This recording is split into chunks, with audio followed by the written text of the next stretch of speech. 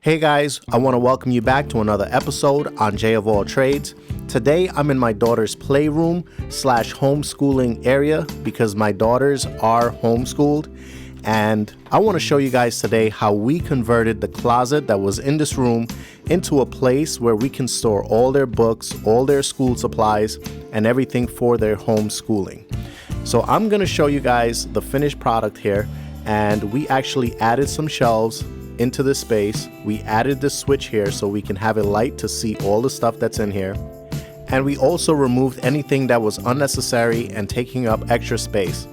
So today I want to show you guys a simple way to build shelves like these. If you happen to have a closet like this that you want to convert, the great thing is you can store books, clothes, cleaning supplies, whatever you want to store in there. So this is a closet when I first began on this project, and as you can see, the flooring needs some work there. This was used as a regular closet for clothing, as you can see, and they had two shelves here. Some of those supports for the shelving comes out way too far.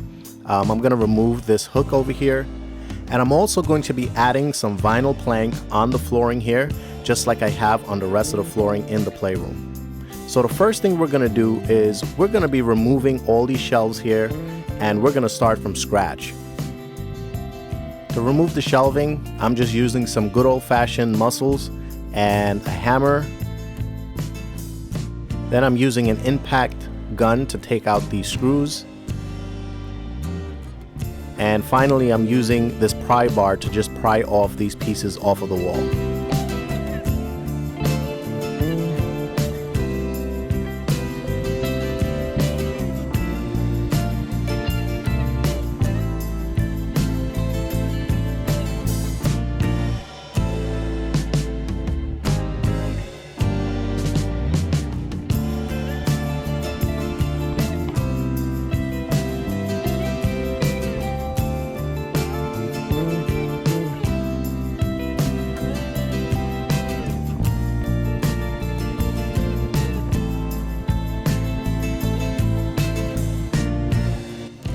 Once I removed all the supports here, I moved over to getting the hook out.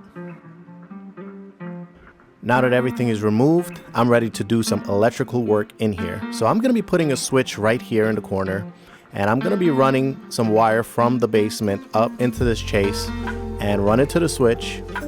And I'm going to measure here, and I'm going to put it about 45 inches. I'm going to take the box, level it off, and then I'm going to make my marks all the way around. Then I'll use the level here to just make my lines solid so I can know exactly where I'm cutting.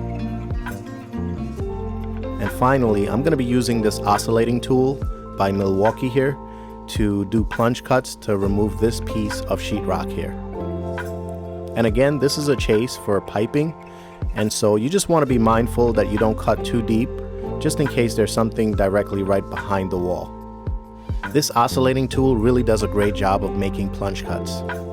So the type of light that I'll be using is a Halo 4-inch ultra-thin downlight, and this really fits into tight spaces, especially when you have a small tiny closet like this, and you have 3000, 4000, and 5000 K selections, and this is supposed to last you at least 16 years, but we'll see about that. So I'll be running some electrical all the way up this chase and straight up to the ceiling there and cut a circle out. So I'm going to show you guys exactly what you're going to get in this Halo box here. And this light fixture I got from Home Depot, so I'll include a link in the description and you guys can go out there and get it if you'd like. Now, as you can see, this is like a wafer style thin downlight, and the box can be pushed into the ceiling. And here you can see all the electric is in there, so you can connect everything. Very simple and straightforward. You got a neutral and a line, and you got your ground right here. Now there is a little tiny switch in here that allows you to select the color temperatures, and you got 3000, 4000, and 5000 K. And you'll use this little switch right here to just select whatever type of color temperature you'd like. Now here is where you connect the downlight to the power supply, and you just plug it right in there and you twist and you're good to go. So here it is, guys. I'll put a link in the description. You'll also find in the box installation instructions, which is pretty straightforward and clear. For those of us who have basic electrical skills, we really don't need that. But we do need this. This is very important. This is a cutout template, so you can cut out the exact size you need to fit your 4-inch light fixture. And this you will definitely need because it's slightly smaller, as you can see, than the actual light fixture, so it fits perfectly in that hole. Using this template is fairly straightforward. You just put it where you want to install your light, and you take a pencil and you draw around the template, and this will be a perfect guide to your cutout.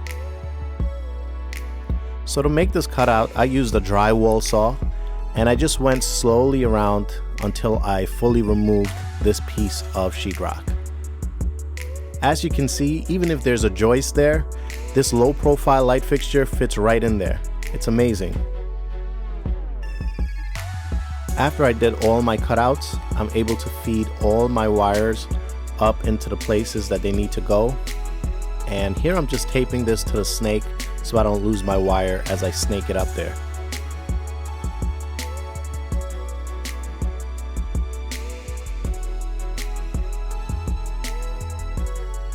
Here I'm just going to cut enough so I can have enough length to go into the box and wire up a switch.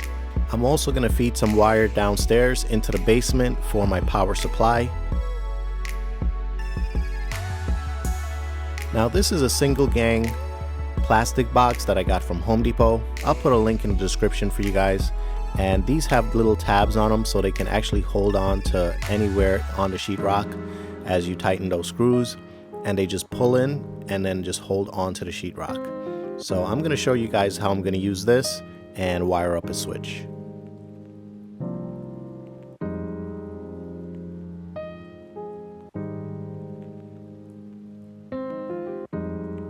Once you've gotten all your wires in the box, you'll just feed the box into the wall, and you're going to tighten those 2 screws to pull those tabs in, and that'll hold up against the sheetrock and make it tighter.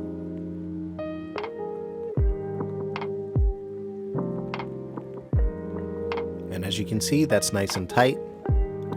Now here I'm just going to expose these wires here so I can wire everything up.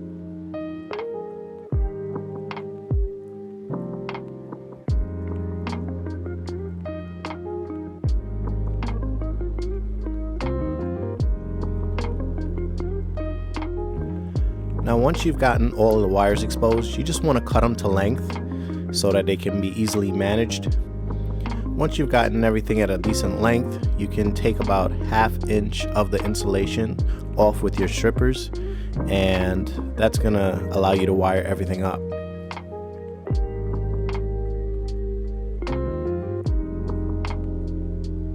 So here I'm going to be using this Leviton switch. It's very simple, straightforward. It's rated for 15 amps and it looks like this. So it's a very simple push switch, nothing crazy here, and you have your connections for your line there and your ground on the other end. So your line is going to go in and out of the switch. So here we're going to take the black wire and we're going to go straight in to one side of the switch.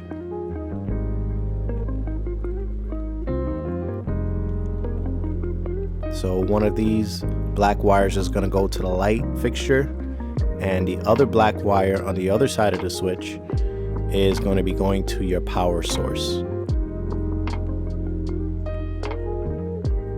You just want to make sure everything is nice and tight. Give it a tug.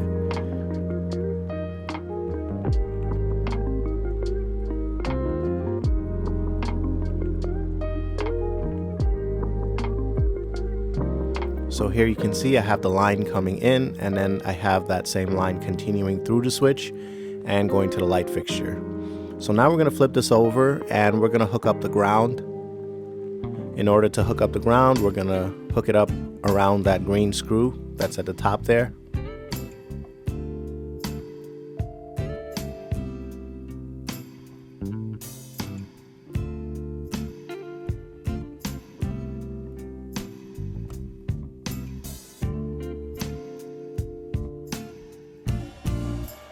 Now that we've gotten our ground hooked up, we're going to take these two neutral wires here, and this is going to be the return from the light fixture back to the breaker. Now I'm just giving this a twist to give it some added stability there, and then I'll put this wire nut right on there, and we'll be good to go to put this into the box. Just take your time and get that into the box, and then secure it right into the box.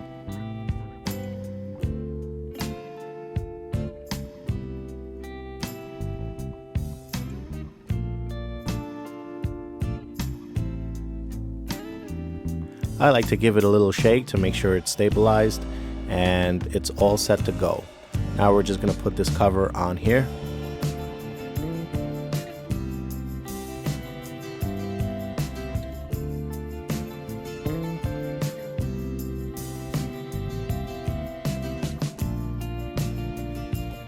Now our switch is all hooked up there, and we're just going to basically go up to the top and install a light fixture.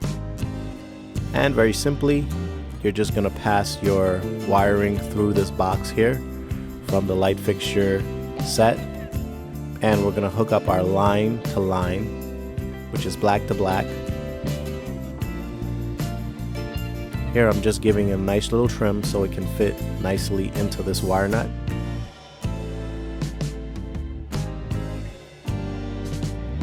Next, we're going to do our neutral wire here.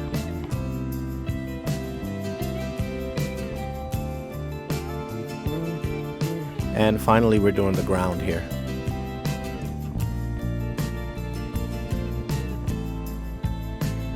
Once you got everything wired up, don't forget to select the color temperature that you want, and then you can just push everything into this box here and close it up. Once your light fixture is installed and you have power to it, you can just turn your light switch on and make sure that everything works as it should. And that is looking really nice and bright in here already. It's time to work on our shelving. So here I want to install 5 shelves, and so I'm going to make marks where I want my shelves to be, and this is just going to be a guide to show me exactly where I'm going to put all these shelves. Now I'm just taking some measurements for the supports for my shelves, because those are going to go on first, and here I'm just using a table saw to cut my supports. The kind of wood that I'm using here is called poplar board, and it's 1 inch by 3 inch, but the actual is 3/4 inch by 2.5 inch, and that table saw just makes it a lot easier to cut a whole set of these at one time. Now here I'm going to use my level, and I'm using a brad nailer to just secure this into the wall. I'm just going to follow my marks here, and I'm going to put my supports right where I made my marks.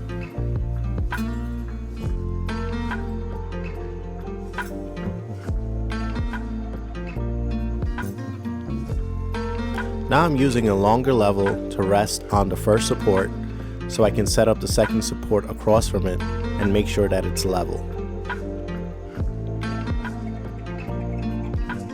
Once it's secure, I'm just double checking to make sure that it is, and that's perfectly level all the way through.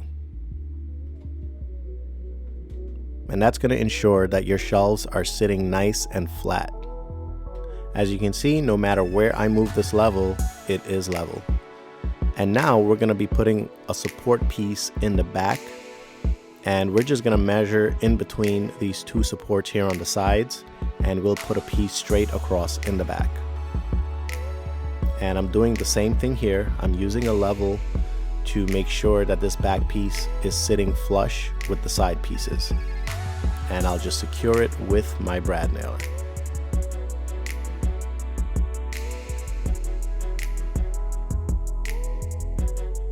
And you're going to continue until you get all the pieces in for all your shelving.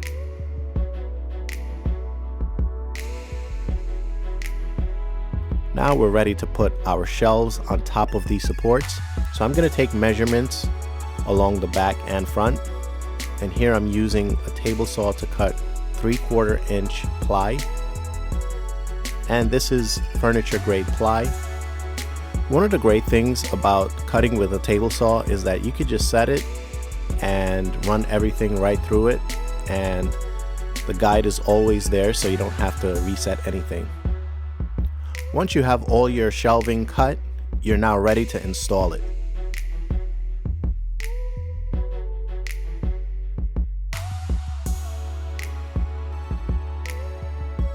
Once you have your shelvings in position, you'll take the brad nailer and nail it all around into the supports, and this will hold your shelving in place. And continue doing this all the way through until you got all your shelves installed. So when everything is installed, it's going to look like this. The next thing you want to do is you want to hide all these rough edges on these shelves here. And to do that, you just take a measurement here and you use the same poplar supports, and you can cut the length that you need and just install it right on the face here. And that's going to give it a nice finished look. And once again, this brad nailer just makes it so easy.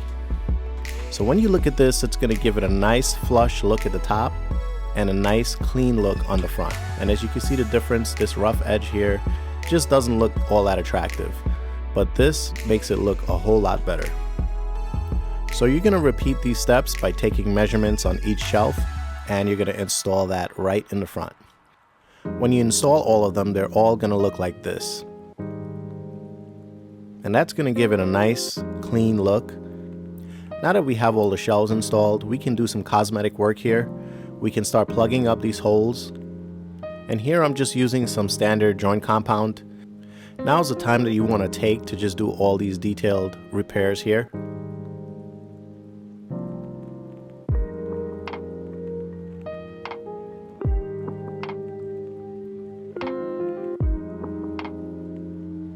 So as you can see, there's a little tiny gap on the side of the shelving here. And if you look carefully on the other side, you're going to see that there's little creases all the way around.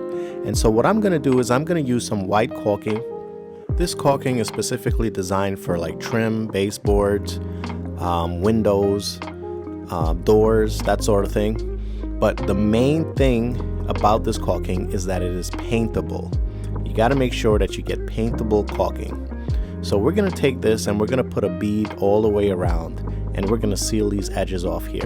And this is going to give it a nice clean finished look. So you're going to go ahead and you're going to continue all the way around until you cover up all those creases on all of the shelves. And once you get all those creases all blocked up, you're going to look at it and you're going to see that there's a big difference. Once I was finished working on the shelves there, I started moving down to the flooring, and here in the flooring we're going to be extending this luxury vinyl plank. To begin, we're going to remove these two pieces of baseboards here, and we're going to install the flooring, and then we'll install these two pieces of baseboards right back on top of there.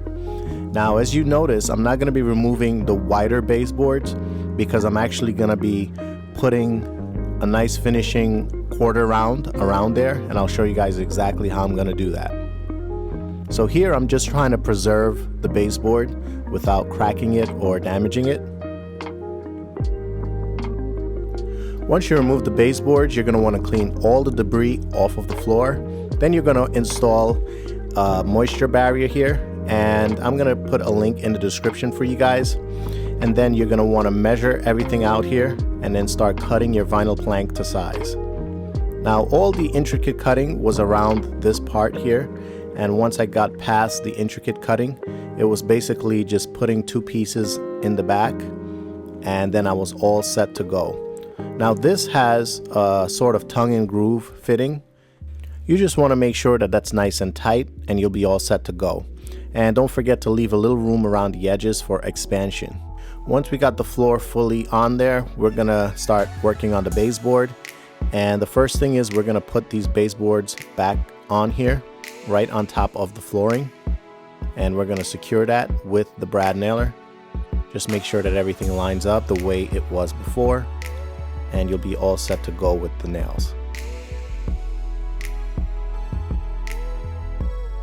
Next, I'm gonna use this quarter round that I was mentioning earlier, and I basically cut some 45s to create a 90-degree angle there. and I continued all the way around to cover these grooves, all the way around until everything was nice and seamless. And as you can see, it covers all those creases all the way around.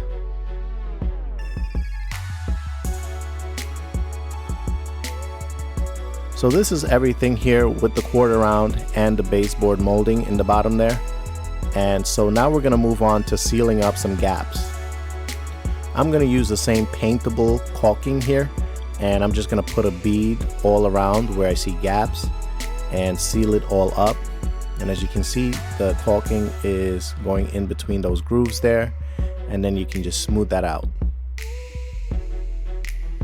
This is going to ensure that everything has a nice finished look, and you can always paint over that.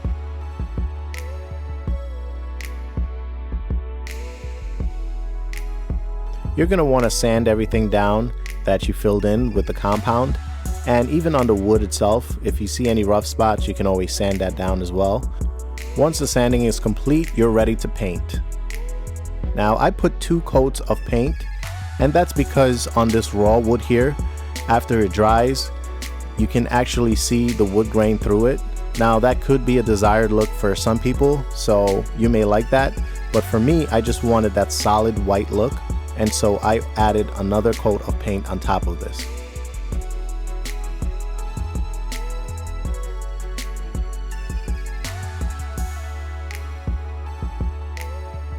Once everything was all said and done and painted, this is how it turned out. Now I have 3 additional shelves that I can store things, and I can also add some stuff on the floor here, and that's gonna double up to help me store some things for my daughter's homeschooling stuff. So this is the closet with everything inside there, and our daughters are all set and ready for homeschooling. I want to thank you guys for joining me today. If you like content like this, please remember to like and subscribe to my channel so you can continue to get more videos like this one. And I'll see you guys on the next one.